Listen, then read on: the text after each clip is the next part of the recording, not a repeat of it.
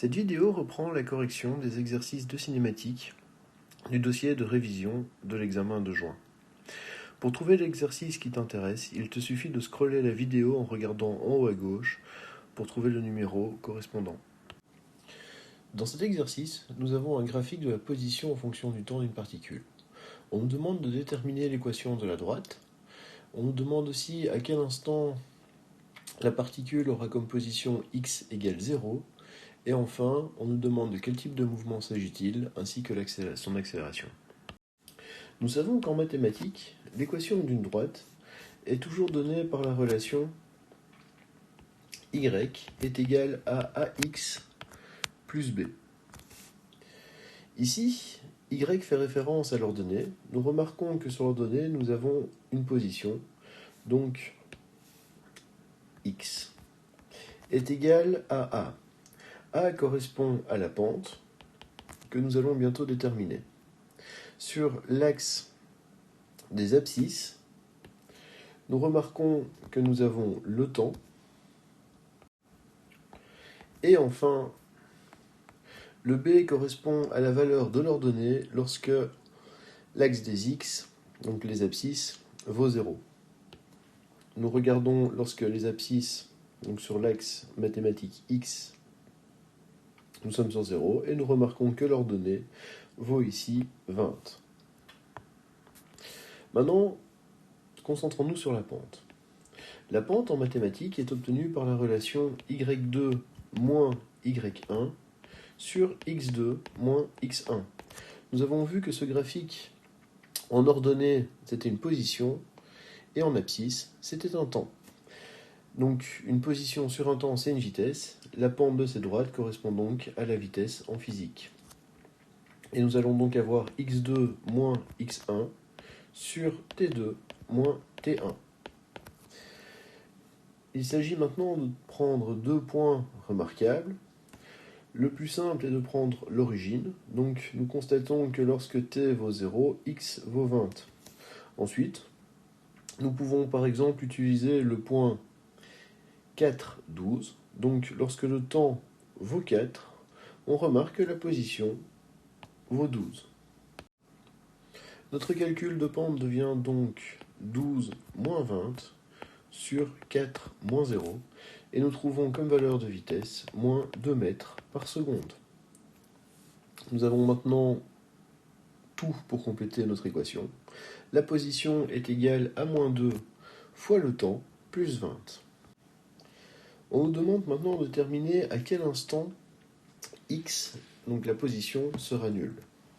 Nous savons que l'équation de notre mouvement est donnée par x est égal à moins 2t plus 20. Ici, nous savons aussi que x doit être nul. L'équation obtenue, 0, est égale à moins 2t plus 20. En résolvant cette équation, nous allons pouvoir trouver le temps. 2t égale 20. Donc, t est égal à 10 secondes. Enfin, on nous demande de déterminer le type de mouvement ainsi que l'accélération. On remarque que le graphique x de t est une droite décroissante, mais une droite. Donc, quand le graphique x de t est une droite, le mouvement est en mru, et l'accélération dans un mru est toujours égale à 0 m par seconde au carré. Le graphique suivant représente la vitesse d'un camion donc en mru. Le graphique v de t, lorsque c'est une droite horizontale, c'est un mru.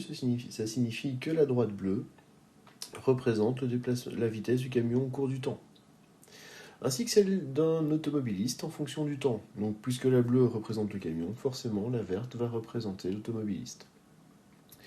On nous dit que les deux véhicules occupent la même position à l'instant t égale 0. On nous demande de déterminer l'avance que le camion va avoir sur la voiture à l'instant t égale 2 secondes. Donc, lorsque t est égal à 2 secondes, on constate que les deux ont la même vitesse, mais on remarque que la surface sous la courbe, pour l'automobiliste et pour le camion, sont différents. Ça signifie qu'ils n'ont pas parcouru la même distance. Le camion a la surface la plus grande en dessous de la courbe. Il sera donc en avance sur l'automobiliste. Ça veut dire que la différence de ces deux surfaces nous donnera l'avance. Si on calcule la surface assurée, on trouvera la distance que le camion a d'avance sur la voiture. On remarque que c'est un triangle.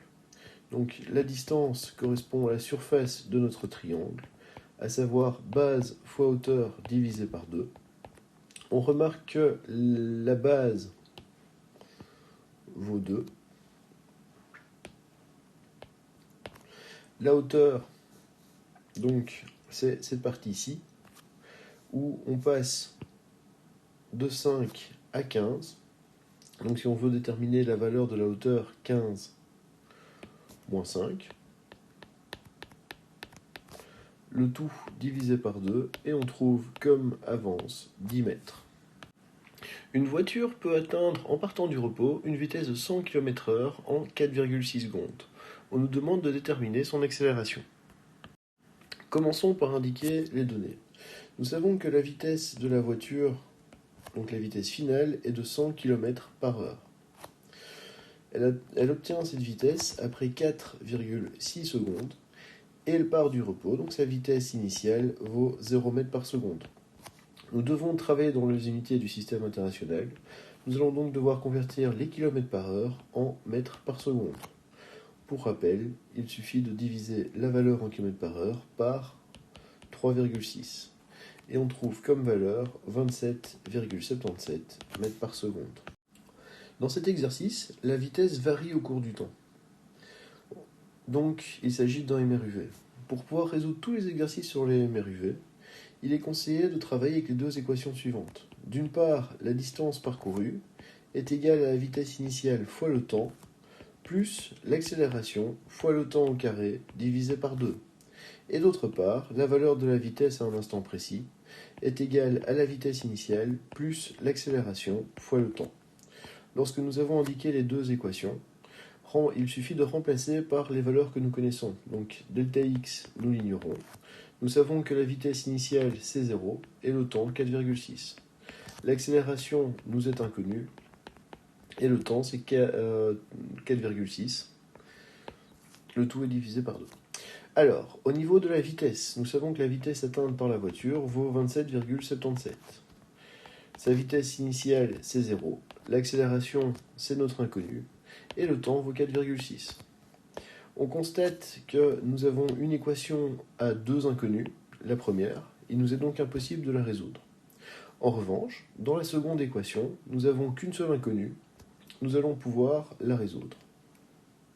Donc il suffit d'isoler l'accélération dans l'expression. On trouve que l'accélération est égale à 27,77 divisé par 4,6, et nous trouvons comme valeur d'accélération 6,03 mètres par seconde au carré. Dans la seconde partie de l'exercice numéro 4, on nous dit que lorsqu'elle se déplace à du 100 km/h, elle va avoir besoin de 48 mètres pour s'arrêter avec une accélération constante. Et on nous demande de déterminer cette accélération. Donc de nouveau, commençons par indiquer les différentes données. La vitesse initiale, 100 km/h, nous l'avons déjà convertie dans le système international dans la partie précédente, et elle vaut 27,77 mètres par seconde. On nous dit qu'elle s'arrête, ça signifie que la vitesse finale vaut 0 mètres par seconde, et elle a besoin de 48 mètres pour s'arrêter.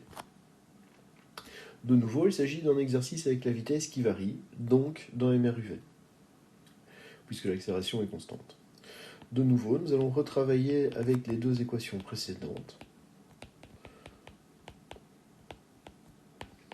Et V est égal à V0 plus A fois delta T. Nous allons maintenant remplacer dans ces deux équations nos différentes données. Donc delta X, la voiture parcourt 48 mètres avant de s'arrêter. Sa vitesse initiale vaut 27,77, le temps est une inconnue, et l'accélération également. Ensuite, la vitesse finale, c'est 0. Sa vitesse initiale, nous la connaissons.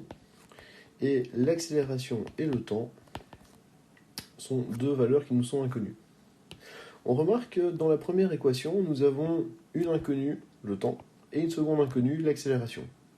Dans la deuxième équation, nous retrouvons nos deux mêmes inconnues. Donc une équation à deux inconnues on ne sait pas résoudre.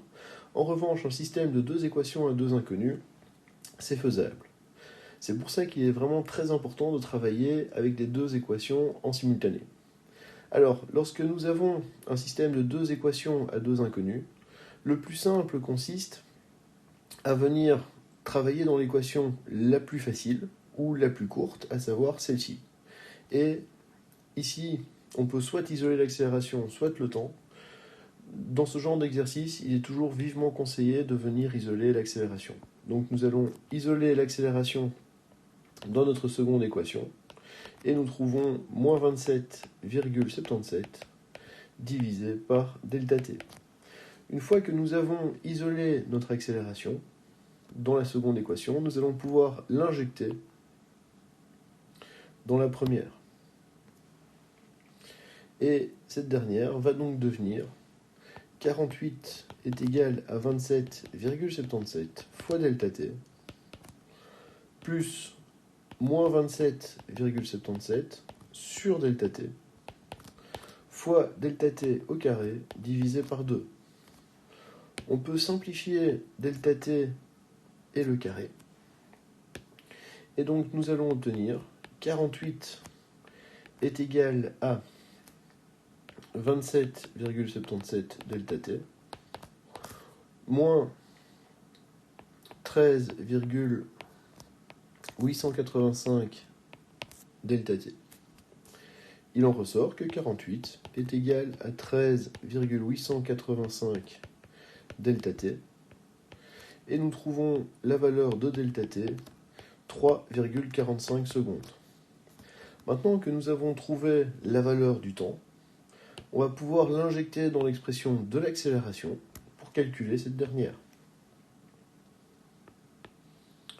L'accélération est donc égale à moins 27,77 divisé par 3,45 et nous trouvons comme valeur d'accélération moins 8,03 mètres par seconde au carré.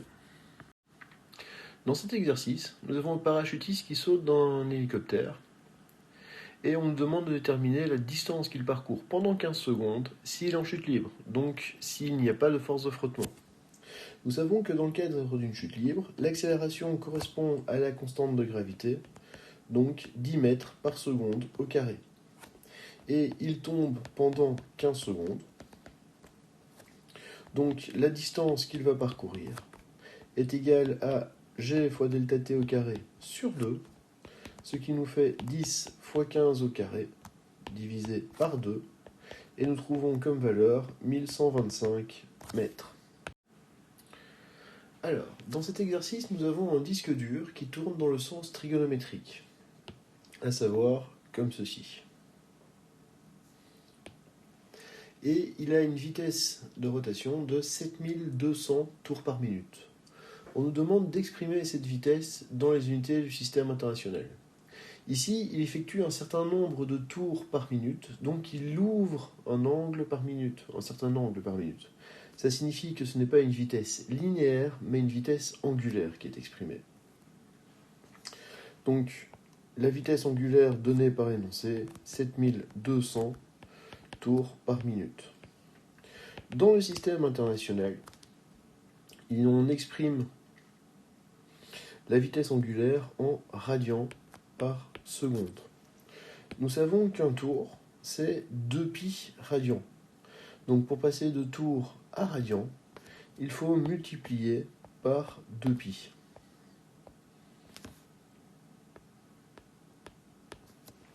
Ensuite, dans une minute, il y a 60 secondes. Donc,